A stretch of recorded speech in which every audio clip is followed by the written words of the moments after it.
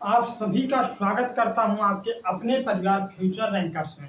आज हम लोग अपने ऊष्मागतिकी के most important topic law of thermodynamics पढ़ने वाले हैं, यानी ऊष्मागतिकी के नियम को अच्छी तरह से हम लोग पढ़ेंगे। एक एक नियम को अच्छी तरह से आपको समझाऊंगा। तो चलो बिना कोई देरी के हम लोग अपना नियम को स्टार्ट करता हूँ। तो आज हमारी टॉपिक क्या है? Law of thermodynamics. तो इसका जो बेहतरीन टॉपिक है, पहला है ऊष्मागतिकी का पहला ही नंबर क्या है? ऊष्मागतिकी का शून्य नियम। ऊष्मागतिकी का शून्य नियम क्या है? ऊष्मागतिकी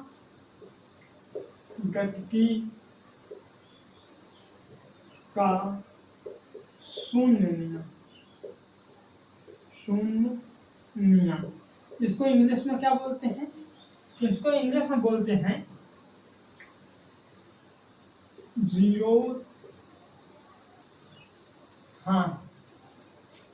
law of thermodynamics. Law of thermodynamics, ये हमारी क्या है? हेडिंग है। ये हमारी क्या है? हेडिंग है। ऊष्मागतिकी का शून्य नियम, जीरो लॉ ऑफ थर्मोडायनेमिक्स।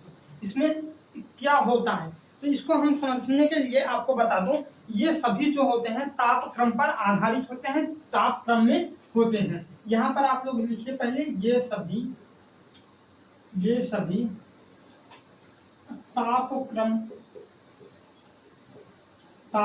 में होते हैं, होंगे। हमारे कहने का मतलब क्या है? हमारे कहने का मतलब है यदि आपका टेम्परेचर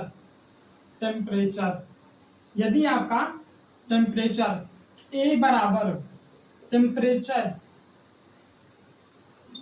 यदि आपका ताप ए है इक्वल में ताप बी है, तो आपका आपका टेम्परेचर बी बराबर टेम्परेचर सी है।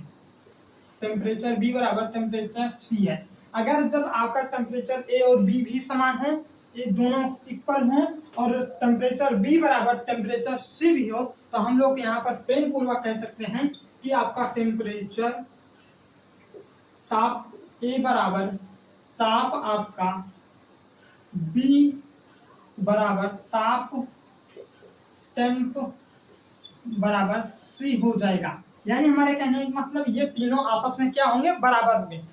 कब बराबर होंगे? यदि ए बराबर बी हो गया और बी बराबर सी हो जाए, तो टेम्परेचर ए बराबर टेम्परेचर बी बराबर टेम्परेचर सी हो जाएंगे।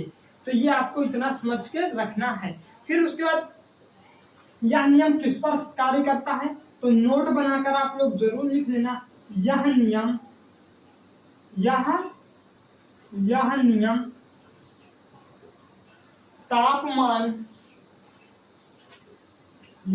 तापमान मापन के सिद्धांत पर, यह नियम तापमान मापन के सिद्धांत पर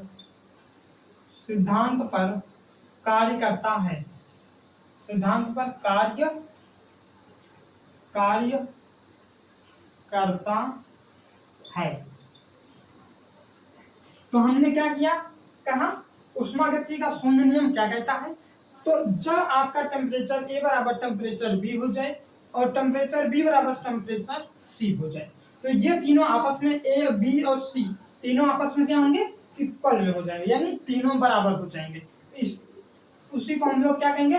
ऊष्मागतिकी का शून्य नियम कहेंगे। अगर आपसे ये पूछ लिया जाए कि ये किस सिद्धांत पर कार्य करता है, तो आप यही बताना कि यह नियम तापमान मापन के सिद्धांत पर कार्य करता है। तो आप लोग को यहाँ तक समझ में आया। हम लोग अब चलते हैं अपने दूसरे, यानी ऊष्मागतिकी का पहला नियम क्या कहता है। ऊष्मागतिकी का पहला नियम क्या कहता है, अब हम लोग इस पर चर्चा करेंगे। तो इतना हो गया, अब हम इसे इरेज करते हैं और आपको बताता हूँ दूसरा नियम क्या है। दूसरा नियम का ये बात है, अगर कोई किसी को हम लोग 100 रुपए दिया और कहा कि 80 रुपए का ये सामान लेके आना, फिर उसके बाद जो 20 रुपए बच रहा है उसको क्या करना, उसको कुछ तुम खा लेना। तो वही आपको यहाँ बता रहा हूँ कि जो वो खाया वो उसके शरीर में लगा, वो उसके शरीर में लगा। यानी उष्मागति का पहला नियम हेडिंग रहा, फिर उसको अच्छी तरह से मैं आपको समझाता हूँ। पहला नियम, फर्स्ट लॉ ऑफ थर्मोडायनेमिक्स। यहाँ पर क्या होता है, मान लीजिए एक लोग हैं, ये है, इनको हमने कितना दिया, 100 दिया, और कहा कि ये 80 रुपए तो हमारा सामान लाना। क्या 80 रुपए का हमें आना सामान लाना, 20 रुपए तुम खा लेना, 20 रुपए तुम खा लेना।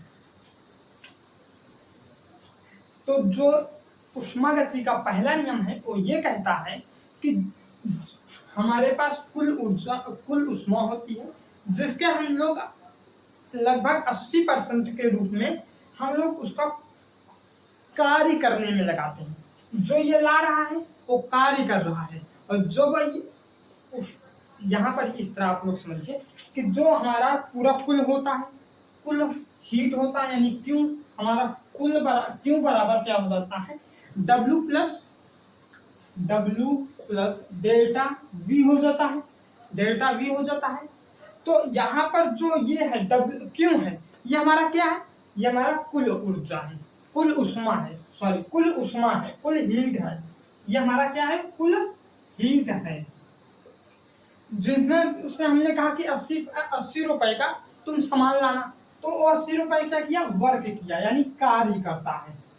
80 रुपए वो हमारा कार्य में लग गया। अब जो 20 बच रहा है, 20 बच रहा है, ये आपका, उसको मैंने कहा कि तुम खा लेना, यानी उसने अपने, कब वो खाएगा तो आंतरिक ऊर्जा में परिवर्तन होगा। यानी यहाँ पर क्या हो रहा है, यह आंतरिक ऊर्जा में इसका परिवर्तन होगा, आंतरिक ऊर्जा में परिवर्तन है।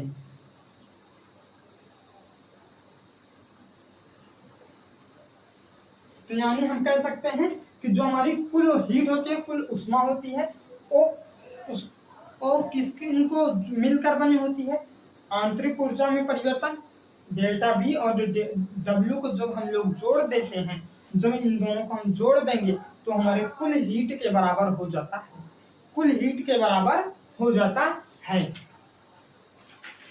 तो Q बराबर आपका क्या हो जाएगा, W प्लस डेल्टा V। तो हम लोग यहाँ पर इस तरह कहेंगे,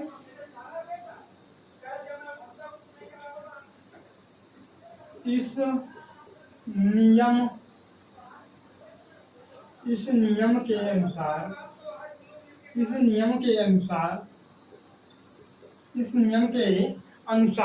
किसी वस्तु को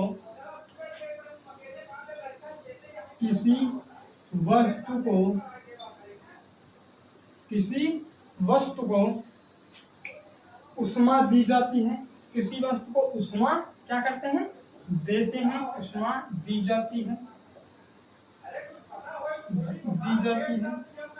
और जो दी गई उष्मा है उसका वो कुछ कार्य में लगाता है, और जो बचता है उसको अपने आंतरिक परिवर्तन में लगा देता है।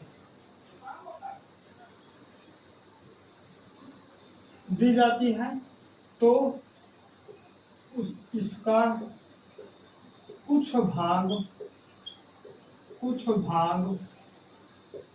कार्य करने में लग जाता है, लगा देता है, और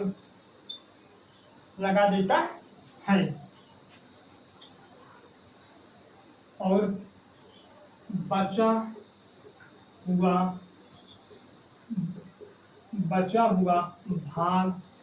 हुआ भाग या हिस्सा तो अपने आंतरिक ऊर्जा के रूप में अपने में ही समाहित कर लेता है।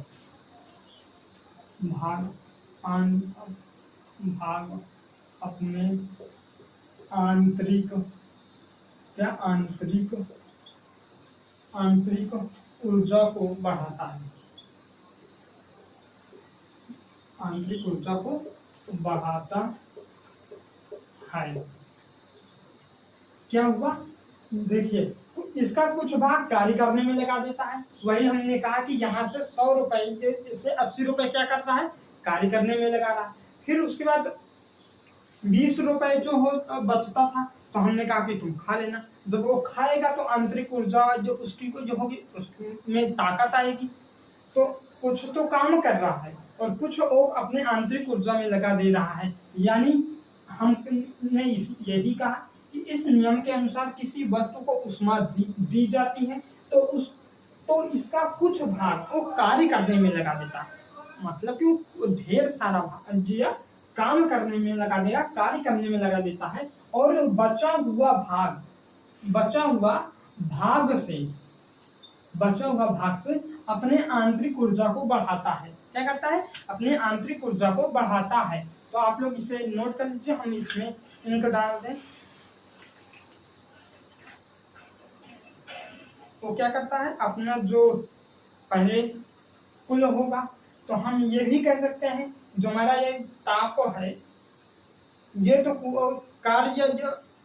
कार्य में चेंज हो सकता है, पर जो हमारा ये कार्य होता है ये पूरी तरह हीट यानी तापमान में चेंज नहीं हो पाता है। और क्यों, क्योंकि ये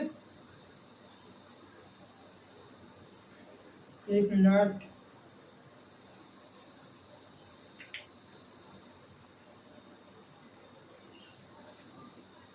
ये किस सिद्धांत पर कार्य करता है, तो ये आपका हो जाता है ऊर्जा संरक्षण सिद्धांत पर कार्य करता है। कौन से सिद्धांत पर, तो ऊर्जा संरक्षण सिद्धांत पर कार्य करता है। किस पर करता है, तो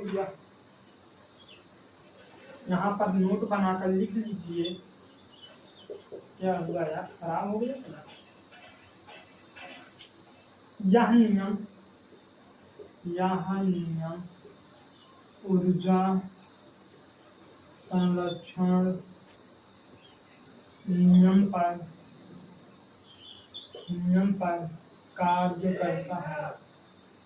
करता है। यह नियम किस पर कार्य करता है, तो यह नियम आपका ऊर्जा संरक्षण के नियम पर कार्य करता है। तो आज के लिए बस इतना ही, हम कल की क्लास में मिलते हैं। आज जो ये लगता है ये खराब हो गया।